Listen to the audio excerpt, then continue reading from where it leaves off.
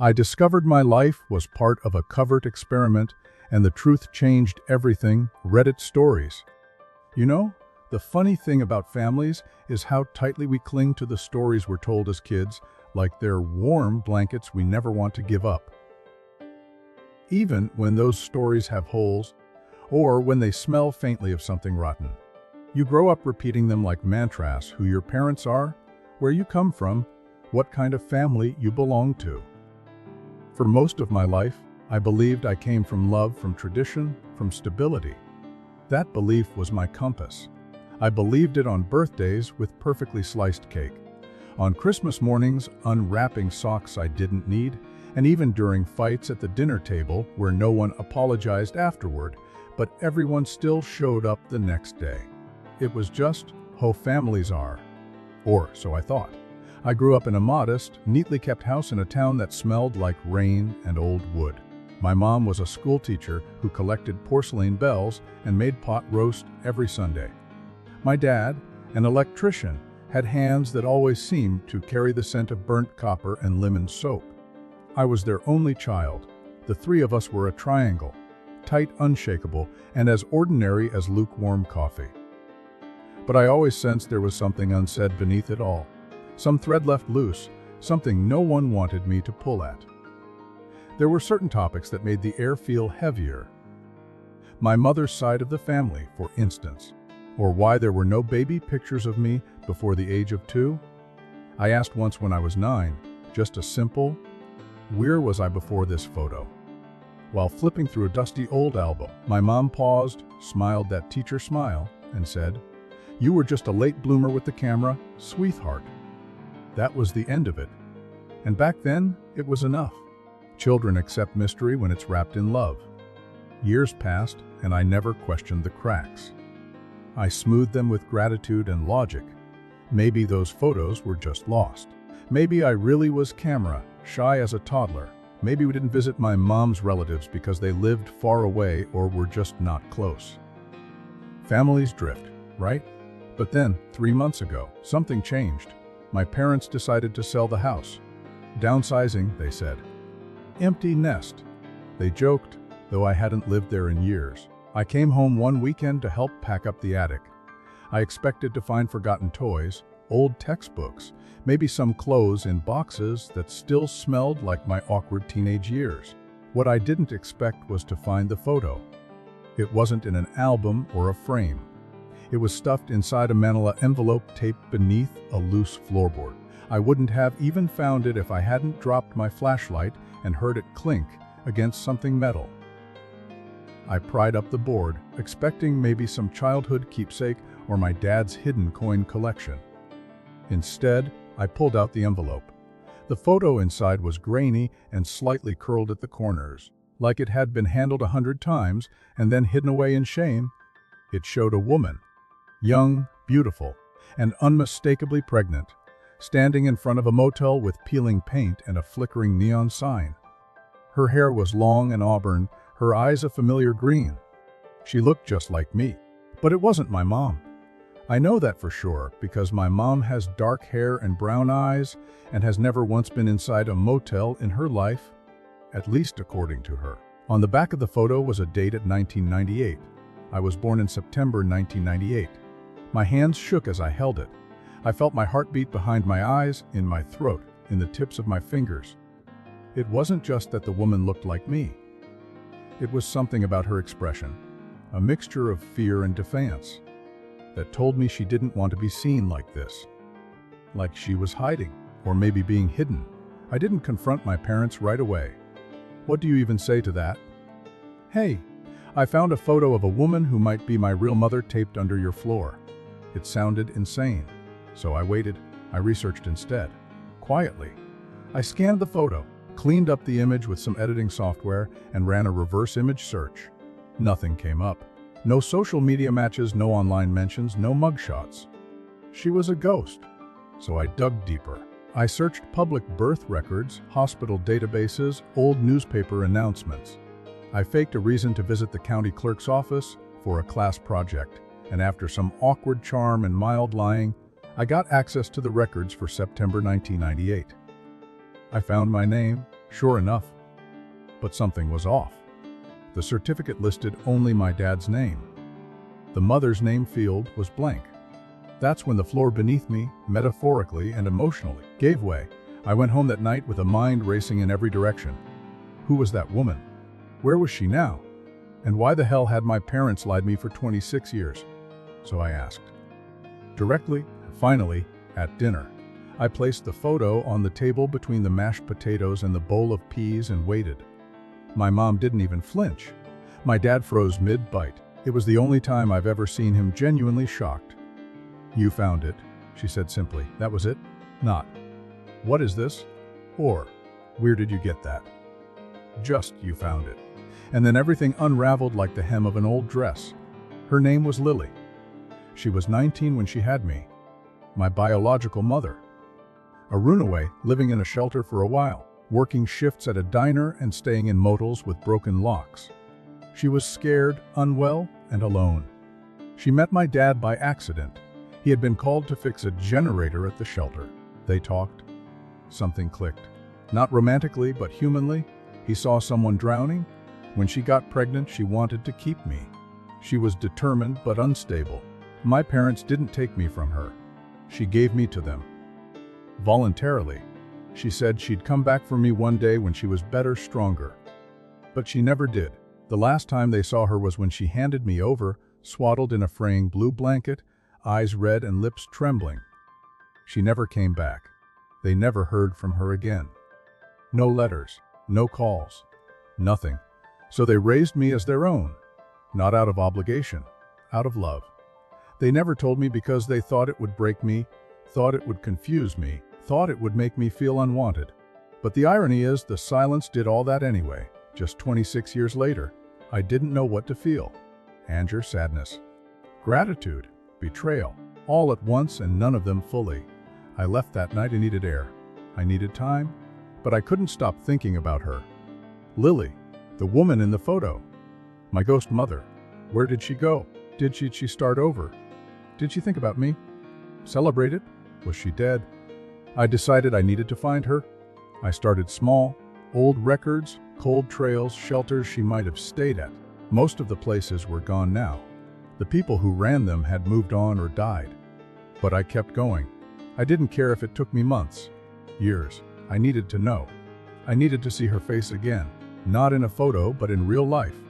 I needed her to see what I had become. Not for her approval. Not for answers. Just because I wanted to be real to her. Not just a chapter she ripped out and buried under someone else's floorboard. And that's when things got strange. The more I looked, the more I felt like someone was watching me. The first time I noticed something was off was a week after I began looking for her. I was walking home from the library, arms full of old yearbooks and regional hospital records, when I felt it. You know that feeling when someone's gaze latches onto your back like a weight? Like invisible eyes are threading holes through your coat? I turned, saw nothing, shook it off. Just nerves, I told myself. After all, I was peeling into a past that didn't want to be uncovered. Maybe it was my guilt haunting me. Maybe it was nothing. But nothing became something. The next day, my phone buzzed with a notification, a new follower on an Instagram account I barely used. The profile had no posts, no bio, just a generic name, Evergreen Willow, and the default profile picture. I thought little of it until later that night when I saw a message request. "You look just like her." That was it. No context, no signature. I didn't reply. I blocked the account. But sleep didn't come easy. My dreams blurred into foggy scenes of a woman with green eyes staring at me through motel windows. The next morning, my locked mailbox was open.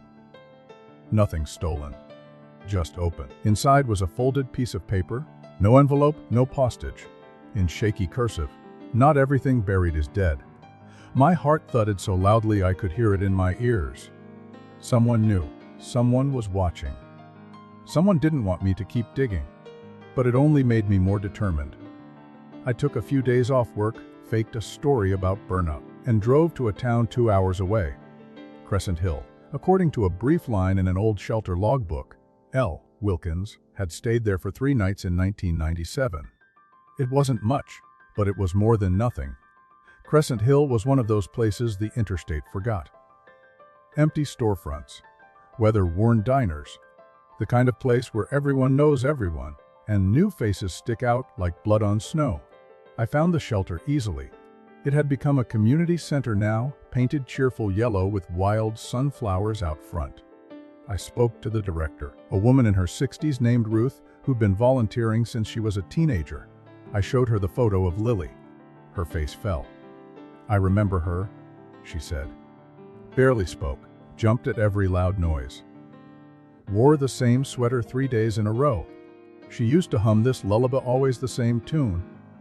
I asked if she knew where Lily had gone. She said she was going west. Ruth replied, eyes distant. Said she had a plan, that she was going to be a whisper in the trees. That's what she called it. I thought she meant dying. But maybe not. A whisper in the trees. What did that even mean? Ruth gave me a name. Someone Lily had briefly spoken to. A girl named Amanda who shared a bunk with her for 2 nights. I tracked Amanda down through a local church outreach program. She lived in a trailer park on the outskirts of town, older now, mother of 3, tired eyes. She remembered Lily too. She had this look, no? Amanda told me. Like she was always waiting for someone to grab her. But she loved you, talked about you like you were a miracle. She was scared, but she was strong.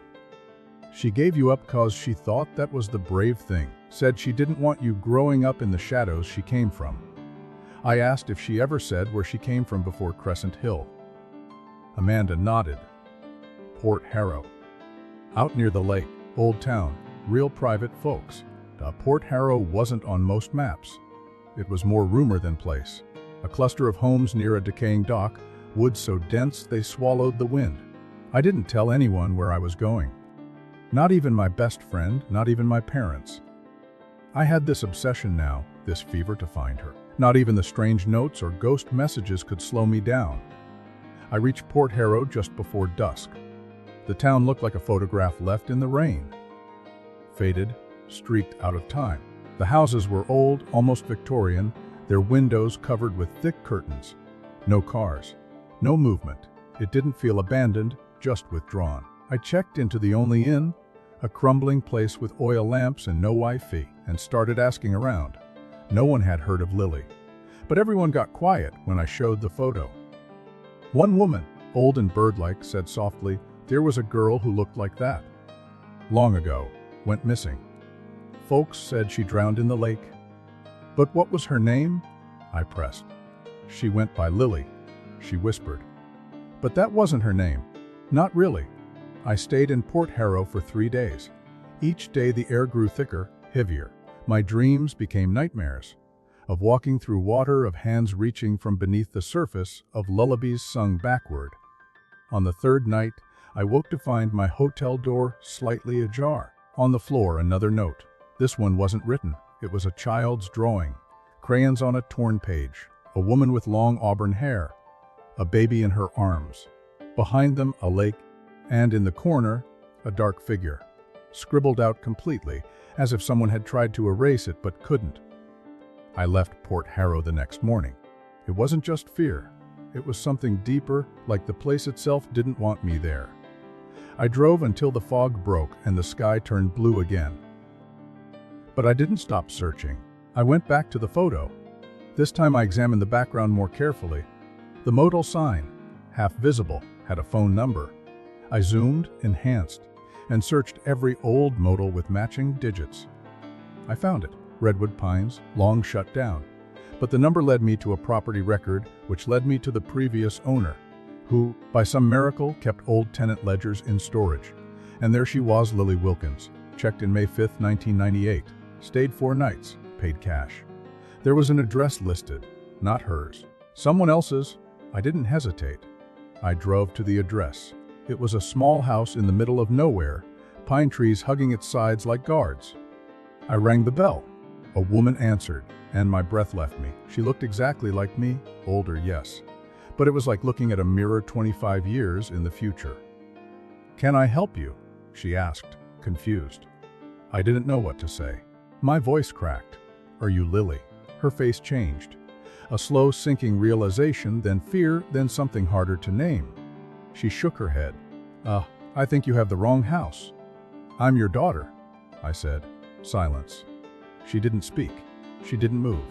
But her eyes filled with tears. She opened the door wider. "Come in," she whispered. I stepped inside. The house was dim, filled with clocks and books and the faint scent of lavender. On the mantel was a photo of me at age 5, one I'd never seen before, taken from afar through a window. A school photo. Not one my parents ever owned. My stomach twisted. "You've been watching me," I said. She didn't deny it. "I had to," she replied. "I needed to see that you were okay, that I didn't ruin you." "But why disappear?" I asked. "Why never come back? Why send creepy messages and drawings and—" "I never sent you anything," she said. "I never followed you. I never contacted you." I froze. "But someone did?" I whispered. She nodded slowly. "There's someone else. Someone who didn't want me to come back. Someone who made sure I stayed gone. And now they know you're looking." That's when the knock came. Hard 3 times. Slow. Deliberate. Her face drained of color. "He found you?" she said. The knock on the door wasn't loud, but it hit like thunder. 3 knocks. Slow. Heavy. Like whoever stood on the other side wasn't in a rush. Because they didn't need to be. Because they knew we were already caught. Lily, if that even was her real name, stumbled back from the doorway as if the wood itself had burst into flames. Her lips moved without sound, her hands trembling against her chest, clutching a necklace I hadn't noticed before. It was a small gold locket. She clutched it like a talisman. "Don't open it," she whispered, but I already was. I stepped forward against every survival instinct in my body and pulled open the door.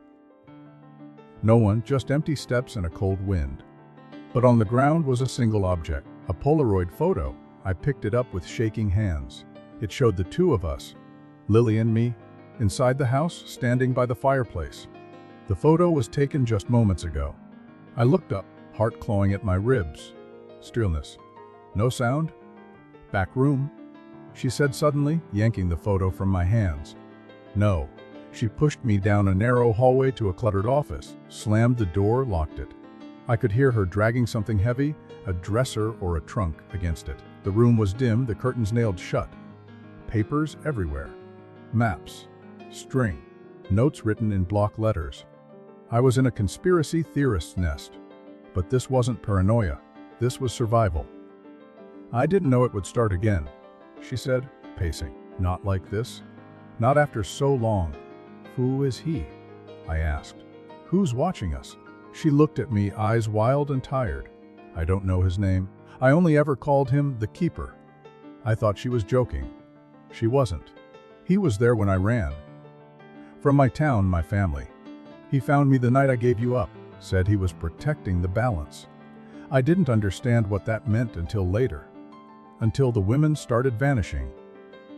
"What women?" "The ones like me," she said. "The ones who tried to disappear. Girls who wanted to start over, who had secrets in their bellies. The Keeper always showed up when they stepped out of line. Left home, ran from a man, escaped something they weren't supposed to survive. He never killed them. Not directly, but they vanished. Faded out of the world like stains washed too many times." My brain reeled. "So you're saying someone, this Keeper, has been hunting women who—" "What?" "Don't play by the rules." "Yes. But it's more than that." She grabbed a photo from the wall. It showed another woman, long blonde hair, holding a baby near a rusted playground. Her name was Dana. She gave up her baby too. She tried to come back for her daughter 5 years later. Her house caught fire. She was inside. They said it was an accident. "And you think it wasn't?" "No." She pulled down another photo. This one, a black and white shot of a woman in a hospital gown, wide-eyed, bruised. Mallory. Tried to take her son from foster care. She was found drowned in her bathtub 2 weeks later. The water was turned off. My stomach twisted. I wanted to scream, to laugh, to run. Instead, I asked, "And you think he's doing this?" "The Keeper." "I don't think." "I know." Her voice cracked.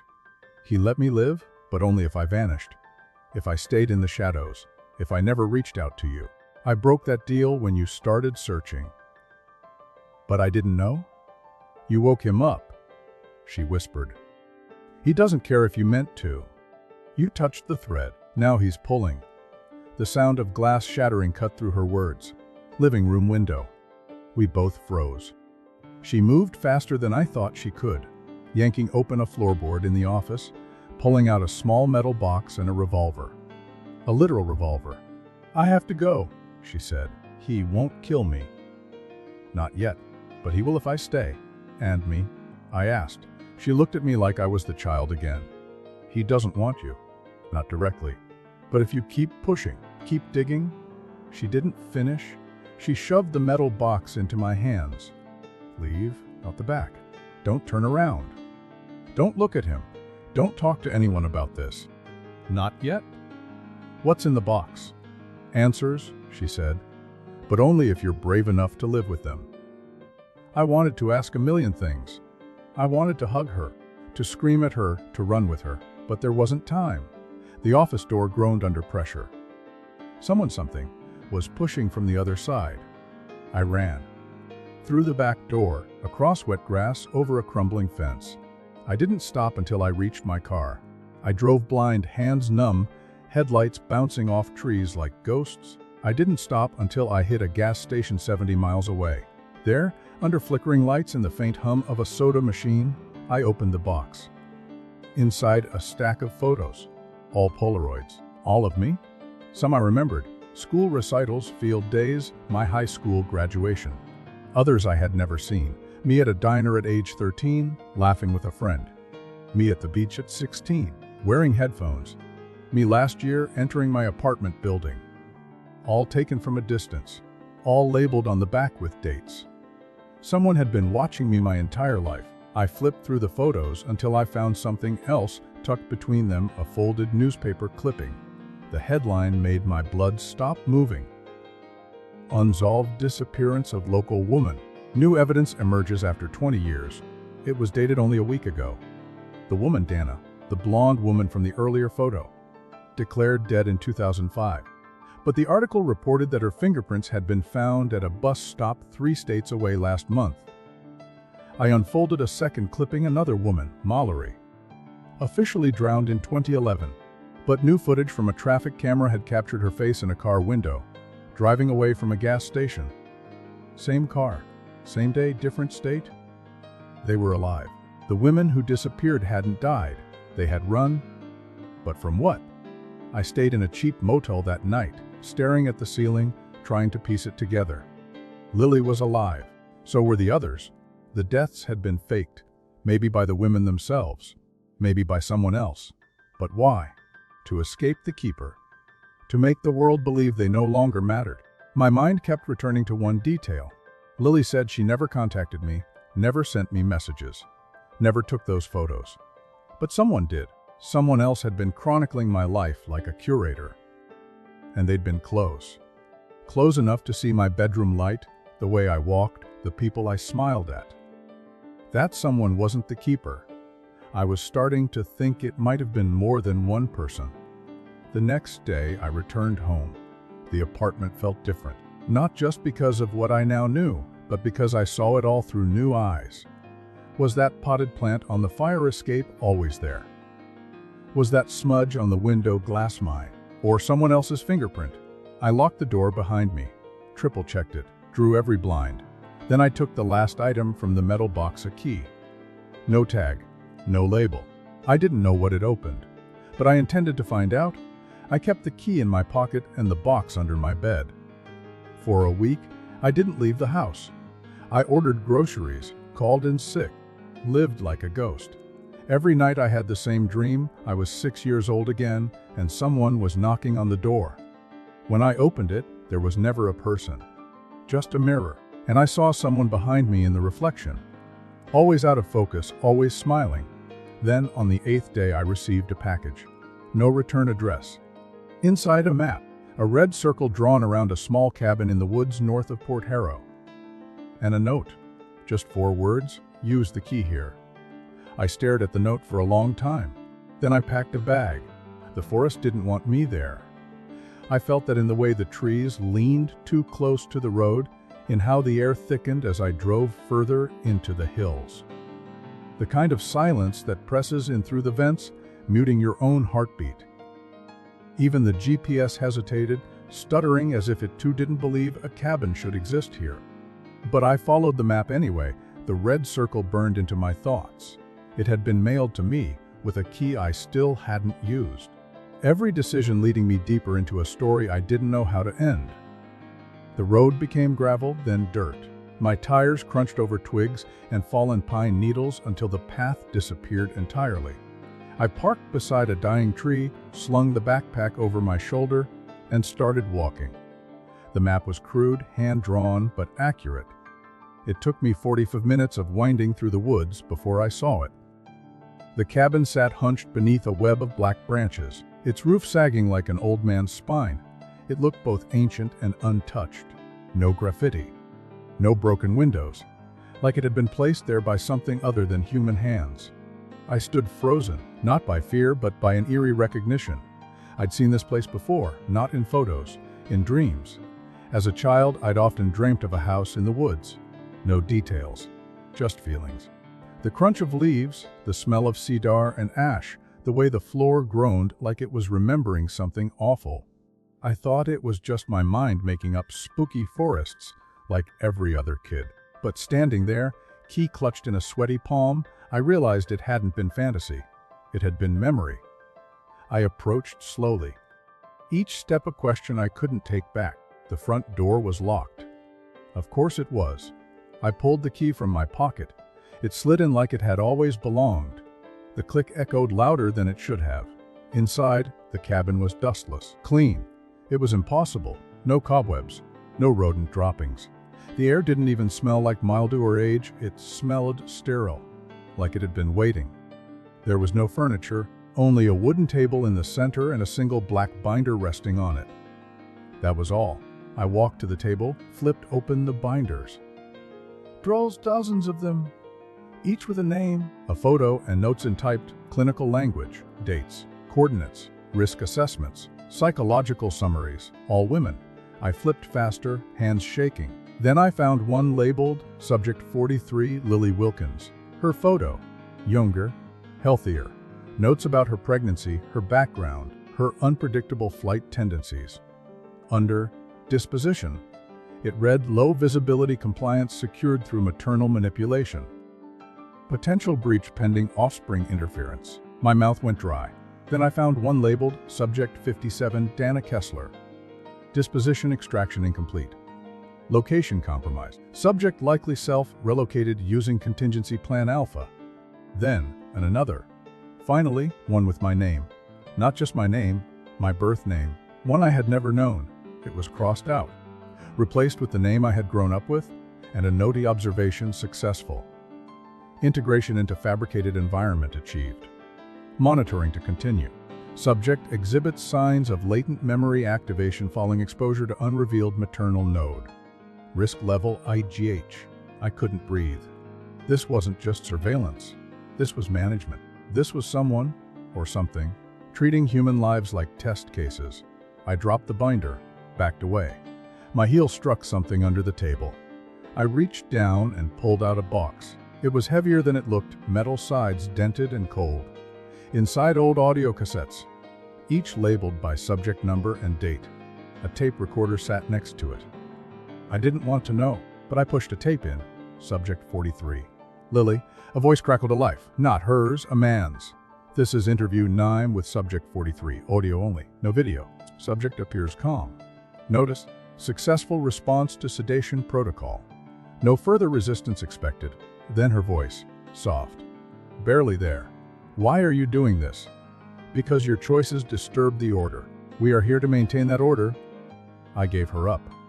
Ah, Wes, as instructed. You said she'd be safe. Oh, she will be, but not with you. You promised I'd forget. Most do. The tape clicked off. I pulled it out, shoved it back into the box, heart screaming against my ribs. I was trembling. I didn't know if it was rage, terror, Or just the cold realization that nothing about my life had ever been mine? Not really. I grabbed the binder, shoved it into my bag, and ran. I don't remember most of the way back. Just trees blurring. My hands raw from catching on bark. I didn't stop until I saw my car. But something was wrong. It had been moved. Not far. Just turned slightly, the front wheels angled differently. I hadn't left them like that. I knew it. I approached slowly, keys in hand. There, under the windshield wiper, another Polaroid. It showed me inside the cabin, standing at the table. Whoever took it had been only feet away. I snapped. I drove like a fugitive, speed limit be damned. I didn't go home. I couldn't. I didn't want to lead them there. Instead, I checked into a chain hotel 2 counties over under a fake name I barely remembered inventing. I took everything from the bag, every photo, every tape, the binder, and laid it across the bed like pieces of a dead language. There was no name, no face, no organization, just labels, code names, references to the program, compliance cells, and something called the ledger. I Googled them all. Nothing. No news reports. No conspiracy forums. Not even dark web rumors. Whoever they were, they didn't exist. Not online. Not officially. But they knew everything about me. And maybe everyone like me. I stayed up all night trying to piece together timelines. Subject numbers correlated loosely with birth years. Many of them had children. All the women had either vanished or been presumed dead. But the pattern wasn't murder. It was displacement. Someone was erasing inconvenient women and raising their children elsewhere. Clean slates, blank narratives, perfect lies. But why? Why all this effort? What was so dangerous about a mother trying to return? What was so fragile about a truth that it had to be buried beneath entire fabricated lives? Then it hit me. Control. Maybe it wasn't about the women. Maybe it was about us. The children, we were the true subjects, raised under observation. Taught only what we were meant to know, given lives curated for stability. I'd been told I was wanted, loved, normal. But it had all been a script, written by people in shadows, enforced by a keeper I hadn't even seen yet. Until that night, it was nearly 2 a.m. when I heard the door at the window, 5th floor. No balcony, just glass. I didn't move, didn't breathe. Another knock. I crept to the curtain, pulled it back slowly. No one. But on the outside of the window pane, drawn in condensation, were 2 letters, LP, Lily's initials. Or Ledger Project. I didn't sleep. The next morning, I received a voicemail. No number, just static. Then a voice. Mailst. Smootach, you have 3 days. Return what was taken. Cease further inquiry. This is your only warning. Then silence. My hands were cold. My breath wouldn't steady. I wasn't going to stop. I was going to burn the whole thing down. But first, I needed to find Lily again. And this time, I wasn't going alone. You don't really understand how deep a secret runs until you try to kill it and find out it has backup. I thought I could blow the whole thing open with what I had. Photos, tapes, files from the cabin, evidence. But secrets this old don't live on paper. They live in people, in shadows, in the parts of society no one checks. And people like that, they don't go down easy. They don't fight you. They erase you. I didn't want to disappear, not like the women before me. So I made myself louder. I made a plan. The first step, not dying. I switched hotels every 2 nights, paid in cash, wore hoodies with the hood up and my hair tucked away. I left my phone in a gas station trash bin, bought a burner with no contacts. The only person I called was Clara. Clara had been my best friend since college, the kind of friend who knew all your passwords but never asked why you needed a shovel and duct tape at 2 a.m. I hadn't talked to her in weeks. She'd texted, called, even DM'd me asking why I'd gone silent, but I couldn't bring her into this. Until now. Because if I was going to take down a group that could fabricate identities and monitor lives like Netflix shows, I needed someone smarter than me. And Clara was scary smart. I met her in the back of a defunct diner off Route 17, the kind of place where even the ghosts had stopped showing up. She wore her usual combat boots and wore suspicion like perfume. You look like hell, she said before I'd even sat down. I've seen it, I answered. I told her everything. Not just about Lily or the attic photo, but the files, the tapes, the cabin, the keeper. She didn't laugh. She didn't blink. When I finished, she said, "Okay," and pulled out her laptop. We started with the Ledger project because that was the only name I had. No hits on Google, no mentions in news archives, but Clara had access to things beyond Google. Databases of declassified military projects, experimental studies, and a few university systems she still technically wasn't supposed to have passwords to. After 6 hours of searching, cross-referencing, and code-breaking, she found a hit. Not under Ledger Project. Under Dell DGR protocol of a Cold War-era government study.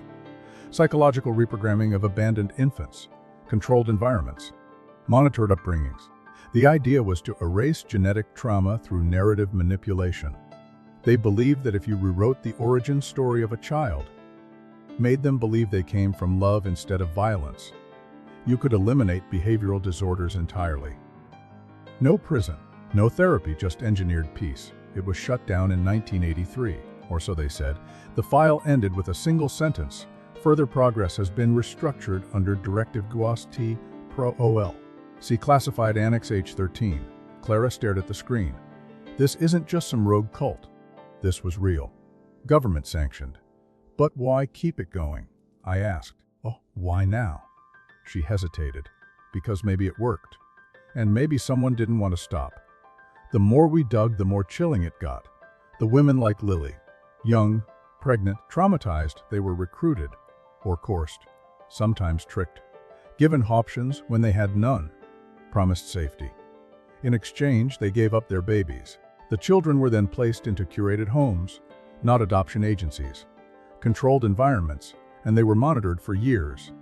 The families, often complicit, or part of it, paid, threatened, trained. I wanted to vomit. My parents had raised me, loved me, but were they part of this? Were they my protectors or my handlers? I didn't want to believe it. I couldn't. But the evidence said otherwise. The birth certificate with no mother. The floorboard envelope.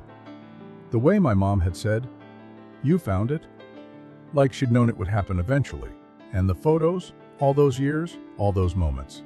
Someone had been following me like a case study, waiting for me to break protocol. Clara leaned back, rubbing her eyes. When need a name? A person. Something real. So we went back to the tapes. Not Lily's. One labeled Subject 36. The voice that answered the interviewer was male. Young. Nervous. "I don't want to forget her," he said. "You won't forget," said the man. "You'll just remember differently." There was silence. Then a whisper, barely audible. "Will she remember me?" The voice answered coldly. "She will remember what we let her." I froze. Because the voice, the boy's voice, was familiar.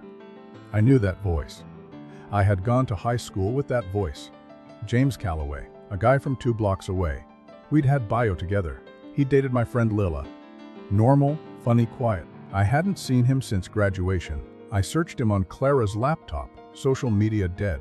Phone disconnected. Public records moved out of state in 2016. No forwarding address. But then Clara found something else. An internal email leaked during a university data breach, flagged as part of a larger archive. It was from someone named D. Calloway, Ledger, Foundry, org to a recipient redacted. Subject line, Subject 43's offspring breached perimeter protocol. Escalation required. Reactivate keeper, but the email was dated 2 weeks ago. Calloway. I murmured. That's his dad. Bah. Clara nodded. And now we know one of their real domains. Ledger Foundry. Org. That's a skeleton key. She got to work breaking into it. I left. I needed to know if my parents were part of this. I couldn't move forward without knowing. I needed truth. Even if it was going to crush me. I drove home. For the first time since I found the photo, I walked into that house not as a daughter, but as a detective. My dad was on the porch, fixing a light bulb. He looked up and smiled. "Hey, stranger." I didn't return it. "Where's Mom?" "In the kitchen." I walked past him, through the familiar front door, into the kitchen. My mother stood at the sink. She turned. Her face tightened. "You came back?" she said. "What didn't you tell me?" I asked. She didn't ask what I meant. She dried her hands on a towel slowly, because we were told not to. Paul told. I said, "By who?" As she looked down. "People who kept you safe from things you didn't need to know. We loved you. That was real. That was always real. Did you agree to this?" My voice cracked. Was I an experiment to you?" Tears welled up in her eyes. "No, you were a blessing. But we were scared. They said if we didn't comply, they'd take you away." I couldn't breathe. "And Lily?" I whispered. "She wasn't stable," she said. "That's what they told us? That she couldn't raise you. That she'd try to come back and ruin what you had, so they erased her." She nodded. I walked out. My dad didn't stop me. He just stood there, eyes full of a quiet shame I couldn't carry for him. Clara called me that night. "We got in," she said. "You won't believe what's in this database." "What?" "Your life. Full reports, psychological logs, school records. They even noted that time in 7th grade you cried in the gym locker room. They flagged it as emotional instability, moderate. They've been watching everything. And the keeper. He's real. Not one person. A title, a role assigned like an agent, operates under total anonymity. Each keeper serves only one subject line. Yours is active. What does that mean? It means he's close. I looked out my hotel window. Something in the dark moved. "I'm coming to you," Clara said. "We're ending this." But as I turned from the window, there was a knock on the hotel door. 3 slow knocks. My heart stopped. I hadn't told Clara what room I was in. The knock at the door was soft but final, like punctuation on a sentence that had taken my whole life to write. 3 times. Always 3. Deliberate, rhythmic. A sound that now carried more weight than words. I stood frozen, one hand gripping the burner phone, the other hovering near the door like a bird unsure of the wind. My mind replayed Clara's voice, "Your keeper is active." And now he was here. I took a step back. I didn't breathe. Then the knock came again. Knock. Knock. I checked the peephole. Nothing. Just the dull hallway lights buzzing above the stained carpet and the closed doors of strangers who didn't know I was unraveling on the other side. But I wasn't going to run. Not anymore. Not when I was this close to understanding everything. I flicked the lock. Opened the door. No one was there. But on the ground was a manila envelope. No name, no markings, no tape. Just sealed tight, waiting for me. I bent down slowly, heart pounding in my ears, and picked it up. Closed the door. Locked it. Double-checked the chain. Then I sat on the bed and peeled it open. Inside a single photo, black and white. It showed me in the hospital as a newborn, tubes in my arms. A nurse holding me, but it wasn't just any nurse. It was Lily. She was smiling. She was looking right into the camera. On the back of the photo, scribbled in red ink, one sentence. "She never gave you up."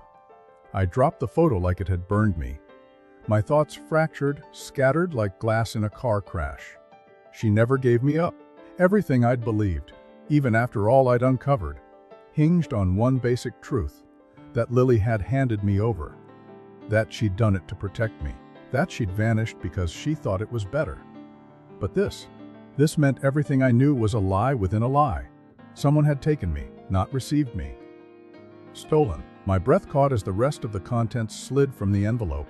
Another document, a report, heavily redacted, but the heading was clear: Rutiarivel Ogi Subgft 43 Ru. Ax Atado Art Arcana RMD. The lines underneath confirmed it all. Subject 43 refused termination of pregnancy.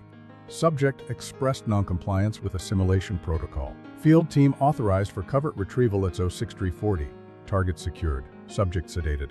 Offspring transferred to Host Unit 7A. Host Unit 7A, that was my parents. I wasn't given. I was taken. The knocking returned, louder this time. Knock. Knock. Knock. No hesitation. I walked to the door again, this time with the revolver Lily had once handed me shaking in my palm. I pressed my eye to the peephole and saw him. The man not tall, plain face. Shaved head. Eyes like concrete. He wore a gray jacket, no logos, no badge. Nothing that said who he was, just a look, calm, cold. Final, he knocked again, looking directly into the peephole like he knew I was there. And then he spoke. His voice was smooth, sterile. Time's up. I didn't open the door. I didn't breathe. Open it, he said, still calm. Or we go back to protocol level 2. You know what that means. I didn't, but I didn't need to. I fired, not at him, at the ceiling. The shot was loud, deafening, a thunderclap that echoed down the hallway. Within seconds, the hotel alarms blared, shouting erupted, lights flicked on. I looked again, he was gone. Just gone. I waited for the police, gave them a story about thinking I heard an intruder and the gun going off by accident. They bought it, barely. The gun was registered. I had no priors. But I knew I couldn't stay. I met Clara 2 towns over. She looked like she hadn't slept in days, her face pale behind thick, rimmed glasses. I know where it ends, she said. She pulled out a flash drive. There's a facility. Hidden, decommissioned, at least officially. It's not on maps, but I found old electrical contracts, requisition orders. Enough to know it's real. Veer. In the Mexico, miles off any highway. Underground. I didn't ask how she found it. I just nodded. We left that night. The drive took 20 hours. By the time we reached the outskirts of the location, the sun was rising in red strips across a flat, empty horizon. The land was quiet, almost too quiet, as if even the air was forbidden from speaking here. We parked half a mile out, walked the rest. Clara guided us with a GPS spoof she built herself, tracking signal pings that weren't supposed to exist.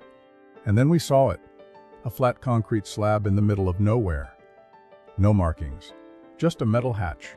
I expected it to be locked, coded, protected by retinal scanners or biometric locks. But it wasn't. It opened. The stairs led down into cold blackness, the air stale and humming with buried electricity. Lights flickered on as we walked, one after another, like the building itself recognized me. And maybe it did. The facility was empty, but not abandoned. Clean floors, functioning lights, power still running. The walls bore signs in plain typeface: Observation Bay A, Subject Dormitory 2. Archive access. We moved like ghosts through the corridors until we reached the archive room and found Liliv. Older, thinner, eyes sunken but wide. She was sitting on a cot, reading a book. When she saw me, she dropped it. She ran to me. She held me like she hadn't breathed in years. "How?" I whispered. "They took me back," she said. "When you started looking. They said it was for containment, but I knew they were watching you. I didn't know if you were safe." She looked at Clara. "How did you find me?" "We found everything," Clara said. I pulled out the photo, showed her. She smiled sadly. "I remember that day. I fought them. I wouldn't sign anything. They sedated me. When I woke up, you were gone." We sat for hours, piecing it all together. Lily had escaped once years ago. She'd hidden, lived under aliases, stayed close enough to watch me grow up without interfering. But when I started asking questions, they reactivated her file. They used the threat of my disappearance to pull her back into containment. But something had gone wrong. Or maybe right. Because we weren't alone anymore. Other doors in the facility began to open. Women, dozens of them, subjects. Some had been there for years. Others only weeks. Forgotten by the world. Stored like items in a vault. We didn't run. We didn't hide. We went live. Clara had been streaming everything. From the second we entered, everything was backed up, copied, broadcast to hidden servers and leaked sites. Photos, logs, interviews, we dropped it all. The public reaction was nuclear. Conspiracies went mainstream. Investigations were launched. Officials denied everything. Then whistleblowers began to appear, former handlers, doctors, psychologists. The truth spread like wildfire through a dry world desperate for something real. The program collapsed, or so we were told. The facility was emptied. The women released. I brought Lily home. For the first time I had a mother, a real one. But I still lock my windows at night, still check the rearview mirror more than I should, because some truths don't die, they hide. And sometimes, when I'm alone, I still hear it. Knock, knock. knock, like something waiting. Something that doesn't forget. Thanks for watching the video, subscribe, and like the video.